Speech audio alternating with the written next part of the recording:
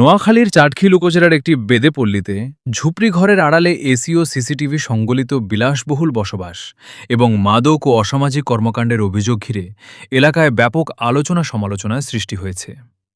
স্থানীয়দের অভিযোগ, বেদেপল্লীর বাসিন্দা ববিতা দীর্ঘদিন ধরে প্রভাবশালী মহলের ছত্রছায়ায় অবৈধ কার্যক্রম পরিচালনা করে আসছেন।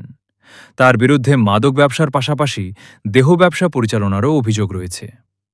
স্থানীয় সূত্রের দাবি, প্রশাসনের কিছু অসাধু ব্যক্তি এবং সুবিধাবাদী রাজনৈতিক মহলের কয়েকজনের সহযোগিতায় তিনি এসব কর্মকাণ্ড চালিয়ে যাচ্ছেন। নিয়মিত মাসোহারা দেওয়ার মাধ্যমে প্রভাবশালী মহলের সমর্থন নিয়ে ব্যবসা পরিচালনার অভিযোগও উঠেছে। এলাকাবাসী জানান, থানা পুলিশ একাধিকবার অভিযান চালিয়ে তাকে গ্রেপ্তার করে আদালতে সোপর্দ করলেও পরবর্তীতে জামিনে বেরিয়ে এসে আবারও একই কর্মকাণ্ডে জড়িয়ে পড়েন। তাদের মতে, এই অবৈধ কর্মকাণ্ডের কারণে এলাকার তরুণ সমাজ মাদকের ভয়াবহ প্রভাবে বিপদগামী হচ্ছে।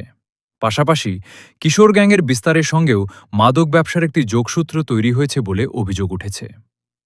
স্থানীয় সচেতন মহল মনে করছে, শুধু অভিযানে সীমাবদ্ধ না থেকে যারা আইনশৃঙ্খলা বাহিনীর কাজে বাধা দেয় বা অভিযুক্তদের পক্ষ নিয়ে বিশৃঙ্খলা সৃষ্টি করে, তাদের বিরুদ্ধেও আইনগত ব্যবস্থা নেওয়া প্রয়োজন। এলাকাবাসীর দাবি, মাদক, কিশোরজ্ঞান ও অপরাধ দমনে প্রশাসনের পাশাপাশি রাজনৈতিক নেতা, জনপ্রতিনিধি এবং সচেতন নাগরিকদের সমন্বিত উদ্যোগ গ্রহণ করতে হবে। তাহলেই যুব সমাজকে রক্ষা করা এবং অপরাধ নিয়ন্ত্রণ করা সম্ভব হবে।